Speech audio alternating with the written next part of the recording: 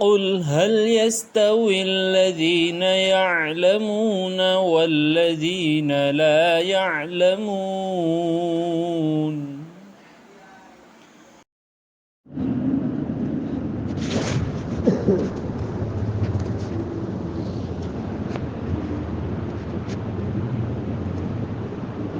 الحمد لله رب العالمين والصلاة والسلام على سيدنا وسيد المرسلين سيدنا محمد بن عبد الله الصادق المصدوق الأمين وعلى آله وصحبه أجمعين. أما بعد، أعوذ بالله من الشيطان الرجيم. بسم الله الرحمن الرحيم. يا أيها الذين آمنوا إن جاءكم فاسق بنبأ فتبينوا أن تصيبوا قوما بجهالة فتصبحوا على ما فعلتم نادمين. اے ایمان والو، اگر تمہارے پاس کوئی گنہگار آدمی کوئی خبر لے کر آئے تو تم اس خبر کی تحقیق کر لیا کرو. کہیں ایسا نہ ہو کہ تم نادانی سے کچھ لوگوں کو نقصان پہنچا بیٹھو، پھر تم اپنے کیے پر پچھتاؤ اور تمہیں اپنے کیے پر شرمندگی ہو. قرآن مجید کی اس آیت کریمہ میں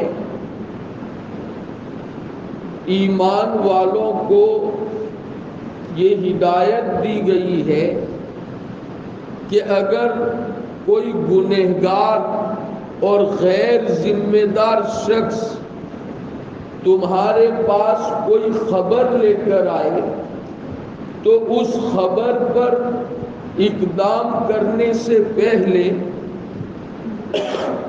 اور اس خبر پر ایکشن لینے سے پہلے ضروری ہے کہ اس خبر کی تحقیق کر لی جائے کہ یہ خبر آیا صحیح بھی ہے یا نہیں ہے. اس لیے کہ بغیر تحقیق کیے اس خبر کے اوپر کوئی بات کہنا، کومنٹ کرنا یا اس خبر کی وجہ سے کوئی کارروائی کرنا، ایکشن لینا، یہ ہماری اپنی شریعت میں ناجائز ہے. شریعت مطہرہ کی طرف سے اس کی گنجائش نہیں ہے.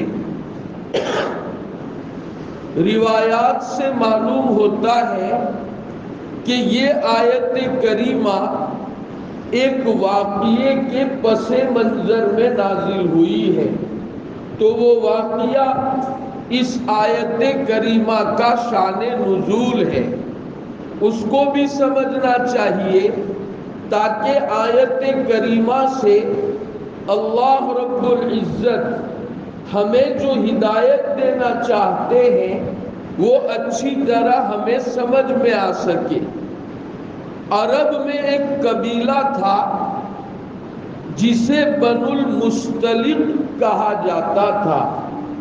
اس قبیلے کے سردار حضرت حارث رضی اللہ تعالی عنہ تھے، جن کی صاحبزادی حضرت جویریہ رضی اللہ تعالی عنہ حضور اکرم صلی اللہ تعالی علیہ وسلم کی زوجہ محترمہ، بیوی اور ہم سب کی ماں تھی.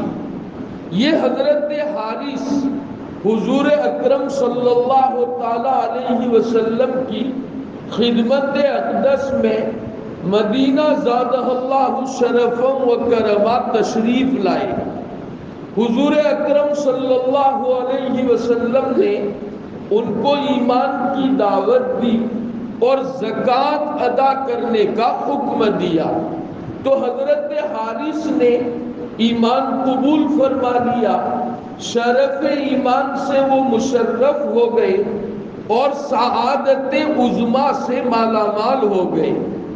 انہوں نے فرمایا حضرت میں تو الحمدللہ ایمان لے آیا ہوں اور اپنے مال کی زکوٰۃ بھی میں ادا کروں گا، اس کے ساتھ ساتھ میں اپنے قبیلہ بنو المصطلق کو بھی ایمان و اسلام کی دعوت دوں گا اور زکوٰۃ ادا کرنے کا حکم میری طرف سے ان کو دیا جائے گا، اور میں امید کرتا ہوں کہ میرے کہنے پر میری قوم ایمان لے آئے گی اور وہ اپنے مال کی زکوٰۃ بھی انشاءاللہ نکالے گی۔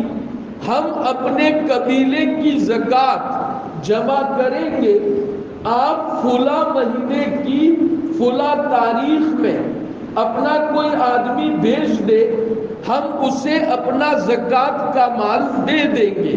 اس زمانے میں زکوٰۃ کا مال سرکاری سطح پر جمع کیا جاتا تھا، پھر نبی کریم صلی اللہ علیہ وسلم کے حکم سے وہ مستحقین میں تقسیم کیا جاتا تھا۔ ہم جس طرح اپنے طور پر ہر آدمی زکوٰۃ ادا کرتا ہے، وہ نظام اس زمانے میں نہیں تھا۔ زکوٰۃ والا جو نظام ہماری اپنی شریعت نے ہمیں دیا ہے وہ بڑا عجیب و غریب نظام ہے۔ انشاءاللہ اس نظام کے اندر میں جو نورانیت ہے اور اس نظام میں جو عجیب و غریب اللہ کی طرف سے ایک انتظام ہے مسلمانوں کے لیے، وہ بھی ایک سمجھنے کا مسئلہ ہے۔ بہرحال انہوں نے فرمایا آپ بھیج دیجئے یہاں اپنا آدمی، ہم زکوٰۃ جمع کر کے رکھیں گے اور آنے والے کے حوالے کر دیں گے۔ حضور اکرم صلی اللہ تعالی علیہ وسلم نے جب وہ مہینہ اور وہ تاریخ آئی تو ایک صحابی رضی اللہ عنہ کو جن کا نام ولید ابن عقبہ تھا، زکوٰۃ وصول کرنے کے لیے قبیلہ بنو مصطلق میں بھیجا کہ آپ جائے، انہوں نے زکوٰۃ کا مال جمع کیا ہوگا، اس کو یہاں میرے پاس لے آئے۔ یہ حضرت ولید بن عقبہ رضی اللہ تعالی عنہ روانہ ہوئے۔ جب اس قبیلے کے قریب پہنچے تو کسی آدمی نے ان کو یہ خبر دی کہ تم اس قبیلے کے پاس مت جاؤ، انہوں نے تمہیں قتل کرنے کا پروگرام بنا دیا ہے اور وہ بستی سے باہر بھی نکلتے ہیں تاکہ تمہیں قتل کیا جائے۔ حالانکہ وہ استقبال کے لیے نکلے تھے کہ حضور اکرم علیہ السلام کا آدمی آئے گا، ہم استقبال کریں گے اور احترام سے اپنے یہاں لے جائیں گے، اور جو زکاتیں ہماری جمع ہوئی ہیں ہم ان کے حوالے کر دیں گے۔ اس لیے وہ باہر نکلے تھے، لیکن کسی نے یہ بات ان کو کہہ دی تو حضرت ولید بن عقبہ رضی اللہ تعالی عنہ اس قبیلے کے پاس نہیں گئے، وہیں سے واپس ہو گئے۔ نبی کریم صلی اللہ تعالی علیہ وسلم کی خدمت اقدس میں تشریف لے آئے حضرت ولید رضی اللہ تعالی عنہ۔ ادھر دیکھا حضرت حارث نے کہ آپ علیہ السلام کا کوئی آدمی متعینہ وقت اور تاریخ کے اوپر آیا نہیں، تو جو خاندان کے بڑے تھے ان کو جمع کیا کہ اب ہمیں حضور کے پاس جانا چاہیے صلی اللہ تعالی علیہ وسلم کہ آپ نے اپنا آدمی کیوں نہیں بھیجا، حالانکہ وہ تاریخ تو آ گئی ہے۔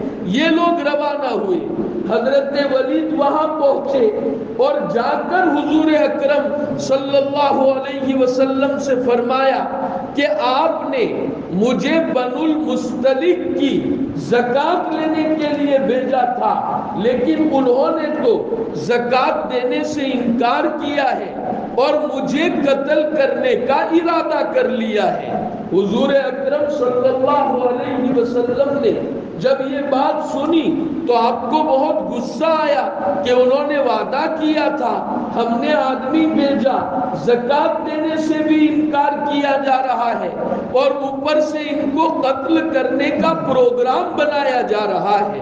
تو آپ صلی اللہ علیہ وسلم نے ایک لشکر تیار کیا جس کا امیر حضرت خالد بن ولید رضی اللہ تعالیٰ عنہ کو بنایا کہ آپ یہ لشکر لے کر قبیلہ بنو المصطلق کے یہاں جاؤ، پہلے تحقیق کرنا کہ آخر تم نے یہ معاملہ کیوں کیا، اگر وہ زکوٰۃ دینے سے انکار کرے تو ان کے ساتھ جنگ کرنا۔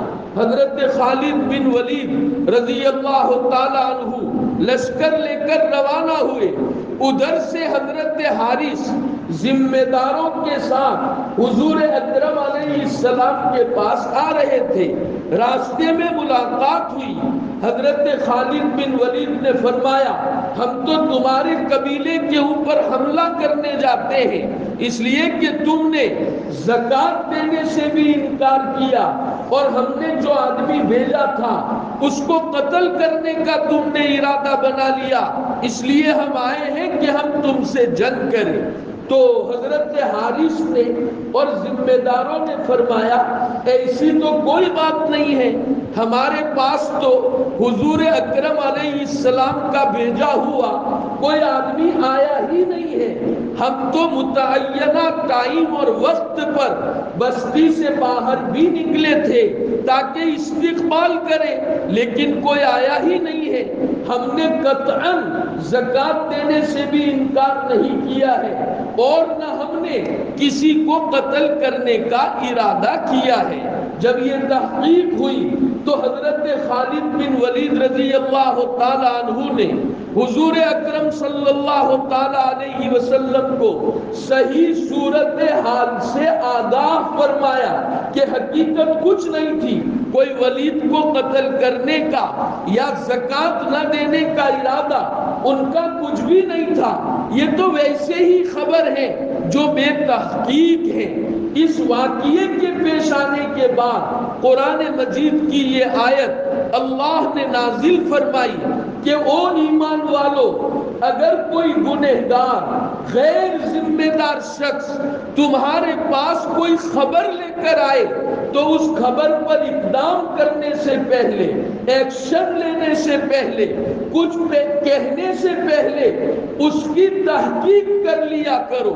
کہیں ایسا نہ ہو بلا تحقیق کیے تم کوئی کارروائی کر دو، کوئی ایکشن لے لو اور بعد میں صورتحال واضح ہو تو تمہیں پچھتانا پڑے کہ یار میں نے تو بلا وجہ یہ کارروائی کی، یہ ایکشن لیا۔ ہمیشہ کے لیے مسلمانوں کو قرآن مجید کی اس آیت کے ذریعے سے یہ ہدایت کی گئی ہے۔ یہاں آپ انداز لگائیں، اگر نبی کریم صلی اللہ علیہ وسلم کوئی تحقیق نہ فرماتے اور حضرت خالد رضی اللہ تعالیٰ عنہ سے تحقیق کا امر نہ فرماتے اور حضرت خالد بلا تحقیق قبیلہ بنو المصطلق پر حملہ کرتے، لوگ مارے جاتے، کتنا بڑا نقصان ہو جاتا۔ اس لیے قرآن مجید نے یہ تنبیہ فرمائی۔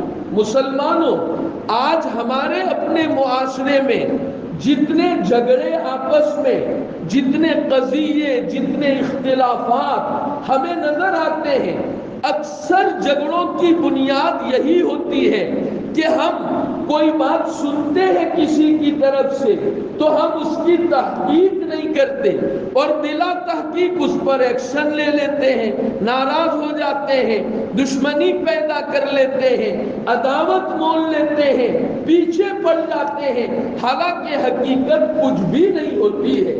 اس لیے شریعت مطہرہ کی تعلیم یہ ہے کہ تمہارے اپنے کان میں جب بھی کوئی خبر آوے، کان ہے، ہر طرح کی خبریں کان میں پڑتی رہتی ہیں، تو اس پر کوئی تبصرہ کرنے سے پہلے، کارروائی کرنے سے پہلے یا اس کو آگے نقل کرنے سے پہلے اس کی تحقیق کر لینا ضروری ہے۔ آگے پہنچانا ہو تب بھی تحقیق ضروری ہے، کارروائی کرنی ہے، ایکشن لینا ہے تب بھی تحقیق ضروری ہے۔ بلا تحقیق نہ ایکشن لے سکتے ہیں نہ اس بات کو آگے نقل کر سکتے ہیں۔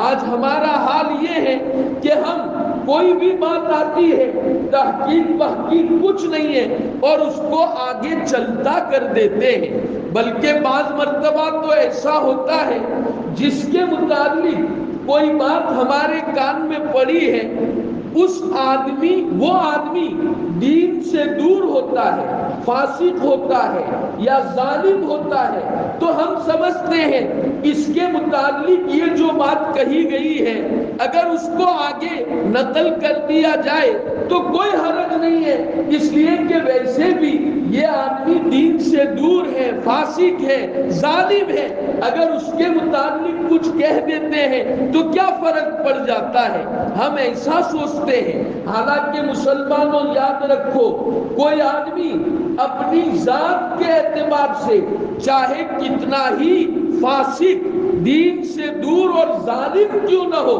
ہمارے لیے اس کے متعلق کوئی بات بنانے کی یا جو بات اس کے متعلق سنی ہے ہم نے بلا تحقیق اس کو آگے نقل کرنے کی گنجائش ہمارے لیے نہیں ہوتی ہے۔ ایک واقعہ سناتے ہیں، حضرت عبداللہ ابن عمر رضی اللہ تعالی عنہما جلیل القدر صحابی ہے، ایک مرتبہ تشریف فرما تھے، مجلس میں ایک آدمی نے حجاج بن یوسف کے متعلق کوئی بات کہہ دی جس سے اس کے اوپر کوئی الزام عائد ہوتا تھا۔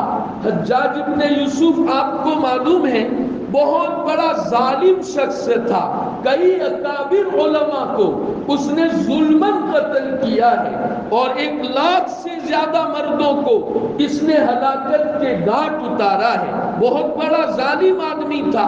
تو اس کے متعلق کوئی اس طرح کی بات کہی، عبداللہ ابن عمر رضی اللہ تعالی عنہما نے فوراً اس کو ٹوکا کہ تم حجاج کے متعلق یہ جو بات کہہ رہے ہو تھوڑا سمجھ کے کہو، اگر یہ بات صحیح نہیں ہوگی جو تم حجاج کے متعلق کہہ رہے ہو تو کل قیامت کے دن اللہ تعالیٰ جہاں حجاج بن یوسف سے لاکھوں قتل کے متعلق پوچھیں گے تو تم سے یہ پوچھا جائے گا کہ تم نے بلا تحقیق حجاج کے اوپر یہ الزام کیوں لگایا۔ کیا مطلب ہوا کہ کوئی چاہے کتنا ہی برا ہو لیکن اس کے متعلق بھی کوئی بات بلا تحقیق کرنے کی ہمارے لیے گنجائش نہیں ہے۔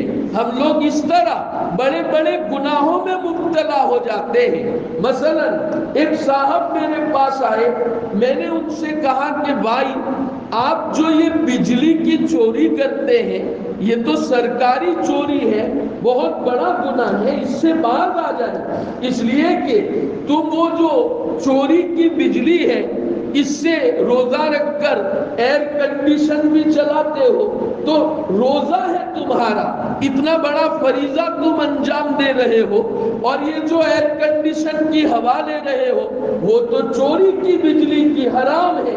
اسی طرح کھانا پکانے کے لیے تم مشین کا استعمال کرتے ہو، وہ کھانا بھی تمہارا حرام ہو جاتا ہے، مشین الیکٹرک ہوتا ہے۔ تم لائٹ جو چوری کی ہے اس کو جلا کر قرآن مجید کی تلاوت کرتے ہو تو یہ تلاوت سے کیا فائدہ ہوا؟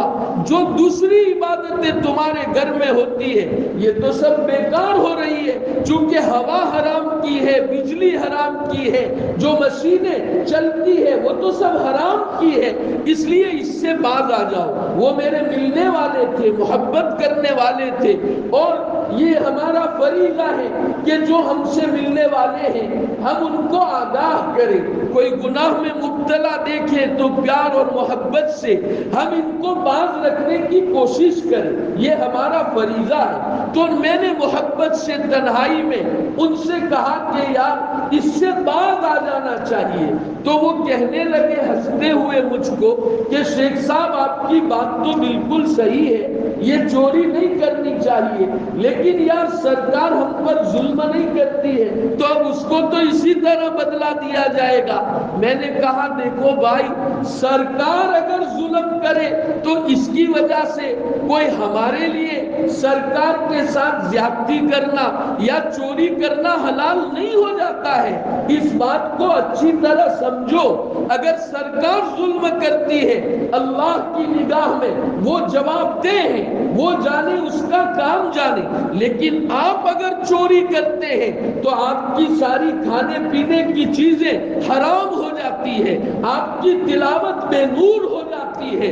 اس سے کوئی اس کا جواز نہیں نکل جاتا کہ ہم اس کے ساتھ جو معاملہ کرنا چاہے کر سکتے ہیں۔ یاد رکھو، ہم اس ملک ہندوستان میں رہتے ہیں، یہاں کے ہم باشندے ہیں، لہذا اس ملک کے وہ قانون جو شریعت کے خلاف نہیں ہے ان قانون کے اوپر عمل کرنا یہ ہماری اپنی ذمہ داری ہے اور یہ فرائض میں سے ہے۔ اگر ہم ملک کے ان قوانین پر عمل نہیں کریں گے تو ہم آخرت میں پکڑے جائیں گے۔ یہ نہ کہے کہ ان کی طرف سے ظلم ہوتا ہے تو ہمارے لیے سب جائز ہو جائے گا۔ بہرحال قرآن مجید نے یہ ہدایت فرمائی ہے کہ جب تک کسی خبر کی تحقیق نہ کر لو اس پر کوئی اقدام اور کارروائی نہ کرو۔ مسلمانوں، اس سے بہت بڑے بڑے نقصانات ہو جاتے ہیں۔ آج ہمارے معاشرے میں کیا ہے، کسی نے مجھے آ کے کان میں کہہ دیا کہ فلاں صاحب آپ کے متعلق یہ کہتے ہیں، یہ بات چلاتے، بس میں نے اس کو سچ مان لیا، کوئی تحقیق نہیں کی اور دشمنی کھڑی ہو گئی۔ اس طرح رشتے آپس میں ٹوٹ رہے ہیں، میاں بیوی کے رشتے آپس میں ٹوٹ رہے ہیں۔ آپ کو ایک واقعہ سنائیں۔ عبد الملک ابن مروان کے زمانے میں ایک غلام بازار میں بیچا جا رہا تھا۔ غلام بڑا مضبوط، طاقتور اور کام آوے ایسا تھا، لیکن قیمت اس کی کم لگ رہی تھی۔ خریدار نے کہا کہ بھائی یہ غلام کوئی 500 میں لینا چاہے تو مجھ سے لے سکتا ہے، میں خریدنے کے لیے بیٹھا ہوں۔ حالانکہ ایسے غلام کی قیمت تو 2000 تک چلتی تھی، لیکن یہ 500 میں بیچ رہا تھا۔ ایک آدمی وہاں سے گزرا، کہا یار غلام تو بہت اچھا ہے، کام کا ہے، اور یہ تو 500 میں سستا مل رہا ہے، اس کو خرید لینا چاہیے۔ چنانچہ گیا، کہا بھائی میں خریدنا چاہتا ہوں۔ اس نے کہا کہ دیکھو اس کے اندر میں ایک عیب ہے، وہ پہلے سن لو، یہ ادھر کی ادھر اور ادھر کی ادھر کرتا ہے، اس کی یہ عادت ہے، اس کے بغیر اس کو چین نہیں آتا۔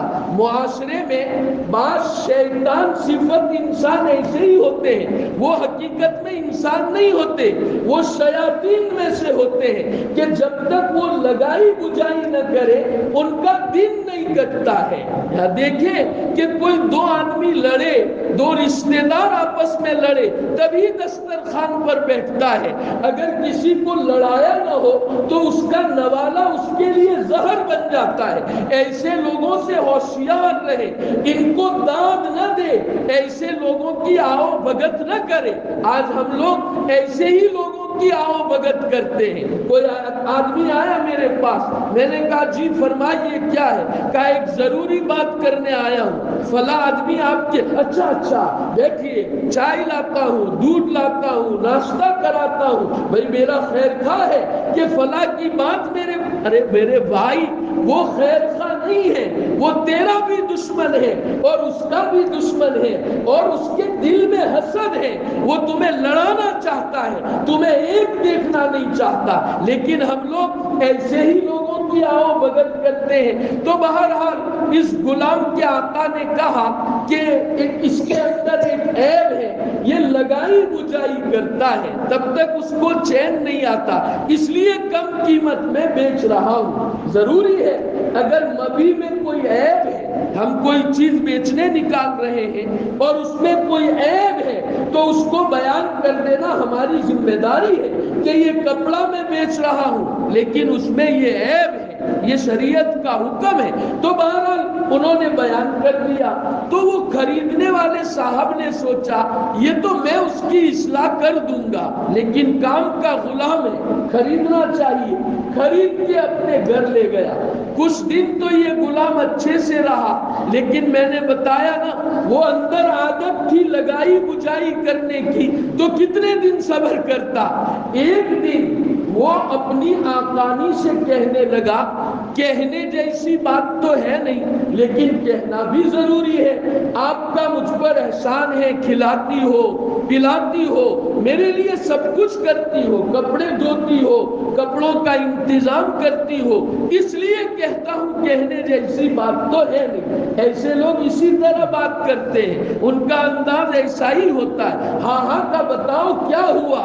تو وہ غلام کہنے لگا کہ میرا جو آقا ہے یعنی تمہارا جو شوہر ہے اس کا دوسری عورت سے تعلق ہو گیا ہے، حالانکہ کچھ بھی نہیں تھا لیکن اس نے لگائی بجائی کی کہ دوسری عورت سے تعلق ہو گیا ہے، اور بہت گہرا تعلق ہے، لگتا ایسا ہے کہ کچھ دنوں میں وہ تمہیں طلاق دے دے گا اور تم بغیر شوہر کی ہو جاؤ گی۔ تو کیا کرنا چاہیے؟ کہا ایک کام کرو، رات کو جب وہ سوئے اور آپ کو ایسا لگے کہ اب سو گیا ہے تو داڑھی کا ایک بال استرا لے کر کاٹ دینا، میں تعویذ کرا دوں گا تو وہ تمہارا ہو جائے گا اور جس سے تعلقات ہے وہ ختم ہو جائیں گے۔ اس نے سوچا بہت اچھا ہے، یہ جب سوئے گا تو استورے سے بال کاٹ کر پیش کر دوں گا۔ بہرحال ادھر یہ بات کی اور اپنے آقا سے کیا کہہ رہا ہے کہ آقا کہنے جیسی بات تو ہے نہیں لیکن کیا کرے آپ محسن ہیں اس لیے کہنا پڑے گا۔ اعتماد میں لیا اور پھر کہا کہ بھئی کیا ہے؟ کہا کہ میری جو آقانی ہے یعنی تمہاری بیوی ہے اس کا دوسرے مرد سے غلط تعلق ہو گیا ہے، اور آج رات کو جب آپ سوئیں گے تو استورا لے کر وہ آپ کو ذبح کر دے گی۔ یہ پروگرام بن گیا ہے تاکہ آپ درمیان سے ہٹ جائیں۔ اب یہ آیا اپنے گھر میں کھانا وانا کھایا اور لیٹ گیا جیسے سو گیا ہے، نیند تو آ نہیں رہی تھی اس لیے کہ یہ سن رکھا تھا، آنکھیں بند کر دی اور اپنا چہرہ ایسا بنایا کہ گویا کہ وہ سو گیا ہے۔ اب اس کی بیوی استورا لے کر آئی، اس کا تو مقصد یہ تھا کہ وہ داڑھی کا بال کاٹوں، لیکن وہ سمجھا ہاں میرے غلام نے بالکل سچ کہا کہ یہ ذبح کرنے آئے گی، چنانچہ اسی استورے سے اپنی بیوی کو ذبح کر دیا۔ اب بیوی کے گھر والوں کو پتا چلا کہ اس طرح اس نے حرکت کی ہے، وہ آئے اور انہوں نے اپنے داماد کو ذبح کر دیا۔ دیکھو دو جانیں ختم ہو گئی، حالانکہ جو بات کہی جا رہی تھی اس کی کوئی حقیقت نہیں تھی۔ تو مسلمانوں ہم تو بہت معمولی سمجھتے ہیں کہ اس سے کیا ہو جاتا ہے، لیکن یہ خرابی اپنے معاشرے سے ہمیں دور کرنے کی ضرورت ہے۔ جب تک ہم تحقیق نہ کر لے، کسی کی بات کو سچ نہ مان لے اور ہم کوئی کاروائی بالکل نہ کریں۔ میں نے تو الحمدللہ اللہ رب العزت کی توفیق سے اصلاح معاشرت کے کام بہت پہلے سے کرتا آ رہا ہوں، 25 سال تقریباً میرے اس میں ہو گئے ہیں۔ جب دو بھائیوں میں آپس میں کوئی جھگڑا ہوتا ہے ہم تحقیق کرتے ہیں کہ یہ جھگڑا ان دو بھائیوں میں ہوا کیسے، تو نتیجہ یہی نکلتا ہے کہ کسی نے کوئی غلط خبر پہنچائی تھی، اس کو انہوں نے صحیح سمجھ لیا اور سال ہاں سال سے اس کے نتیجے میں ان میں قطع رحمی ہے، قطع تعلق ہے، ان کی دعائیں قبول نہیں ہوتی، ان کی نمازیں قبول نہیں ہوتی۔ اس طرح کی بات ہم اپنے معاشرے میں دیکھ رہے ہیں۔ میاں بھی ہوشیار رہے، بیوی بھی ہوشیار رہے، رشتہ دار بھی ہوشیار رہے۔ کتنی اچھی بات ہو جائے کہ اگر یہ مثلا ہمارے بھائی میرے پاس آئے اور آ کر کے کہنے لگے کہ شیخ صاحب آپ کے ایک شاگرد کو جانتے ہو؟ کہا بھائی جانتا ہوں۔ کہا آپ کا شاگرد مولانا شاکر کیسے آدمی ہے؟ میں نے کہا بہت اچھے آدمی، ہمارا مایہ ناز شاگرد ہے الحمدللہ، بڑے کام کا بچہ ہے۔ کہا دیکھو آپ تو کتنا اس سے محبت کرتے ہیں، لیکن وہ کل چوک پر کھڑے ہو کر ایسا کہہ رہا تھا کہ اس ٹنکاریا میں شیخ سے بدتر کوئی آدمی نہیں ہے۔ اب انہوں نے مجھے یہ بات پہنچائی، اب مجھے کیا ہونا چاہیے؟ مولانا شاکر کو اسی وقت بلا لیا، کہا آپ ٹھہریے، تشریف رکھیے میرے پاس، بلا رہا ہوں۔ نہ شیخ صاحب مت بلائیے۔ بھائی کیوں گھبراتے ہیں؟ جب حقیقی بات آپ کہہ رہے ہیں تو گھبرا کیوں رہے ہیں؟ ارے سمجھ میں اس طرح اگر کانا فنشی اور لگائی بجائی کرنے والوں کی ہم گرفت کریں گے تو اس طرح کے لوگوں کا کاروبار ہمارے اپنے معاشرے سے ختم ہوگا، اور معاشرے میں جو ہزاروں جھگڑے اور قضیے ہیں وہ ختم ہو جائیں گے۔ ہم مسلمان نادانی میں ایسی خبروں پر یقین کر کے آپس میں دشمنیاں مول کر مقدمات کورٹوں میں لے جاتے ہیں۔ یہ کون سی کورٹیں ہیں؟ آپ مر جائیں گے، آپ کے بچے مر جائیں گے، اور آپ کے پوتے جب آئیں گے تب وہ مقدمہ بینچ پر آئے گا کہ اب اس کی سنوائی ہوگی۔ یہ تو ہمارے مقدمات کا حال ہے۔ لہذا ایسی کوئی بات ہو بلا تکلف تحقیق کر لے، اور بغیر تحقیق کے اس کو آگے بالکل نقل نہ کرے اور اس پر کوئی اقدام نہ کرے۔ قرآن مجید کی یہ آیت ہمیں اس ہدایت کا سبق دیتی ہے، تعلیم دیتی ہے۔ اللہ رب العزت ہمیں اس پر عمل کرنے کی توفیق و سعادت سے مالا مال فرمائے۔ آمین وآخر دعوانا ان الحمدللہ رب العالمین۔ بطور اعلان ایک بات ہے، مجلس العلماء ٹکاریہ نے الحمدللہ گناہ کبیرہ کی فہرست جمع کی ہے کہ گناہ کبیرہ کتنے ہیں، ان سے بچنا ضروری ہے، کس طرح بچا جائے، اور گناہ کبیرہ کے نقصان کیا ہے۔ چھوٹا سا ایک رسالہ جس کو ہم اپنے جیب میں بھی رکھ سکتے ہیں، الحمدللہ چھپوا کر تیار کیا ہے۔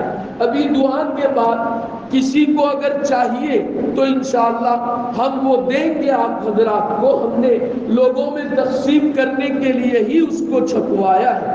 آپ حضرات سے ہم امید کرتے ہیں کہ اس کو بغور پڑھیں گے، وہ جو کبائر کی فہرست ہے کہ کون کون سے کبیرہ گناہ ہیں، اس کو انشاءاللہ ضرور پڑھیں گے، بلکہ اپنے گھر میں بھی اس کا مذاکرہ ہو تاکہ پتہ چلے کون سے گناہوں کا ہم سے صدور ہوتا ہے۔ ہم غور کریں گے، انشاءاللہ ہمیں توبہ کی بھی اللہ کی طرف سے توفیق ہوگی۔ تو جس کو مطلوب ہو وہ دعا کے بعد مجھ سے وصول کرے۔ اللہ اپنی شان ربوبیت سے ہم سب کی بہترین تربیت فرمائے، آمین۔ درود شریف پڑھ لیجیے۔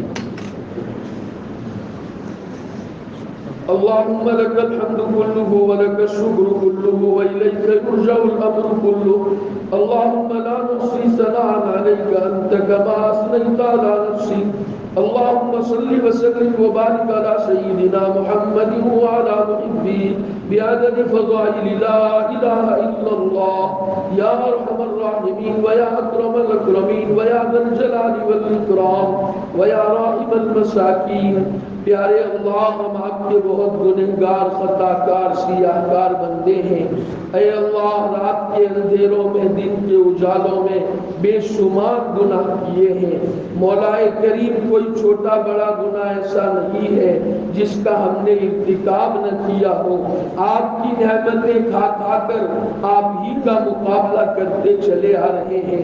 پیارے اللہ، بڑی ندامت و حسرت کے ساتھ آپ کے دربار عالی میں مغفرت و رحمت کی بھیک مانگنے کے لیے آئے ہیں۔ پیارے اللہ، اپنے فضل سے معاف فرما دیجئے، اپنے فضل سے معاف فرما دیجئے، اپنے فضل سے معاف فرما دیجئے۔ پوری امت مسلمہ کی مغفرت فرما دیجئے، سب پر رحم فرما دیجئے۔ اے اللہ، شریعت و سنت پر چلنا آسان فرما دیجئے، نفس و شیطان کے مکائد سے اے اللہ پوری حفاظت فرما دیجئے۔ اے اللہ، ہم آپ کے بہت کمزور بندے ہیں، اس پرفتن دور میں نہ چاہتے ہوئے بھی اے اللہ پھسل جاتے ہیں، گناہ ہمیں اپنی طرف کھینچ لیتے ہیں۔ مولا کریم، ہم برباد اور ضائع ہو جاتے ہیں۔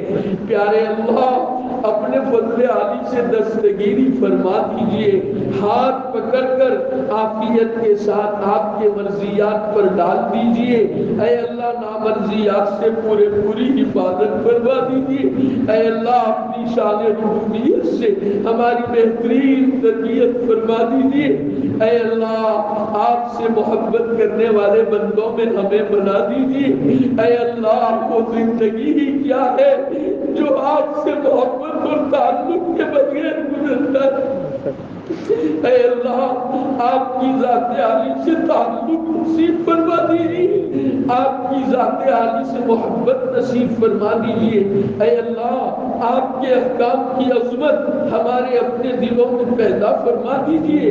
اے اللہ قرآن مجید کی ہدایات پر چلنا ہمارے لیے آسان فرما دیجیے۔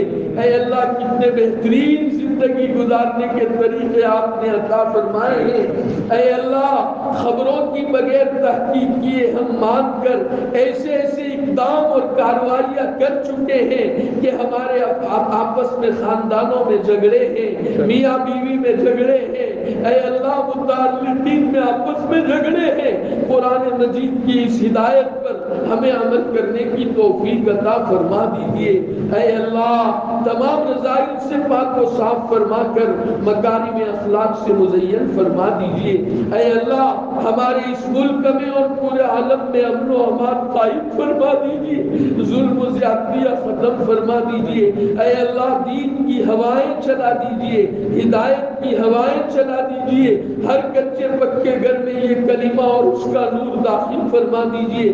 محمد الرسول اللہ صلی اللہ علیہ وسلم نے جتنی بھی بھلائیاں مانگی ہے ہمیں اور پوری امت کو نصیب فرما دیجیے۔ جن شرور سے پناہ چاہیے ہے ہماری اور پوری امت کی پوری حفاظت فرما دیجیے۔ وصلی اللہ تعالی علی خیر خلقہ محمد وآلہ وصحبہ اجمعین۔ سبحان ربک رب العزت عما یصفون وسلام علی المرسلین والحمد للہ رب العالمین برحمتک یا ارحم الراحمین آمین بحرمت سید المرسلین صلی اللہ علیہ وسلم۔